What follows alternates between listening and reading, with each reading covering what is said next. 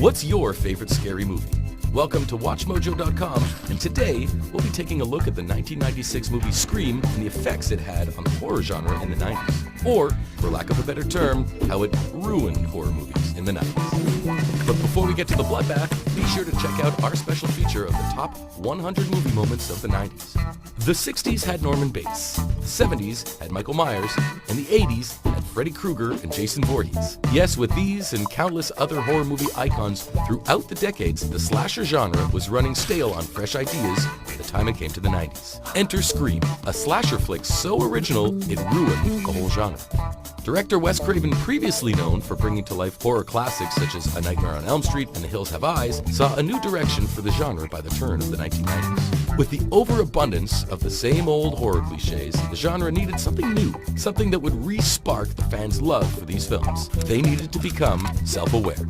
While he experimented with adding an extra layer in New Nightmare, Craven would perfect the idea of the metafilm with 1996's Scream. Sex equals sex, okay? Number 2, never drink or do drugs.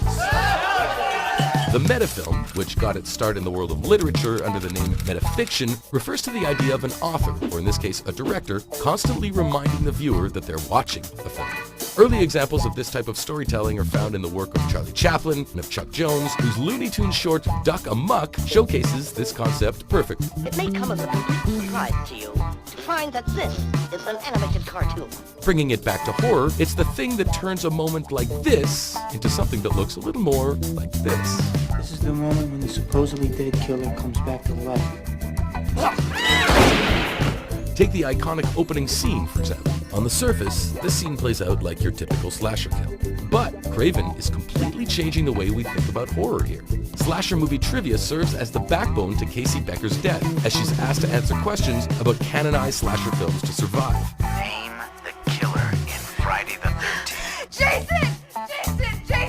This is where Craven's experience in horror comes in handy. Most people's fear of horror movies stems from them assuming that characters have no knowledge of the rules that their killers play by. You should never say who's there. Don't you watch scary movies? It's a death wish. Might as well just come out here to investigate a strange noise or something. Of course, Craven inverts this trope by giving the character an overall knowledge of how these conventions work and thus flipping audiences' expectations, leaving the viewers to be the vulnerable ones. Scream is simply built around the idea of audience expectation, and you would think that people would apply this to movies that were inspired by Craven's classic. Well, unfortunately not. Not only did Scream spawn many disappointing original films, such as Urban Legend and I Know What You Did Last Summer, but iconic slasher franchises such as Child's Play and Halloween even took a stab at replicating the success of Scream. Where these films flop is that they've either taken too much or too little from what made Scream so great. A film like I Know What You Did Last Summer reverted back to the tropes that Scream aimed to poke fun at, without any of the self-awareness. Contrast this with a more self-referential film like Bride of Chucky, which ditched most of its slasher elements in favor of a comedic tone. The issue with this is a metafilm relies on timing, and since Scream was fresh in people's minds, the metafilm genre was already starting to feel as stale as the genre it was ripping on. For this reason, you could say that a metafilm should stand on its own after an oversaturation of a genre. For every trend, there's always a camp of people looking to make fun of it. Perhaps that's why none of the Scream sequels were as critically successful as the original, or why the meta-horror genre had seemed to die out by the turn of the century.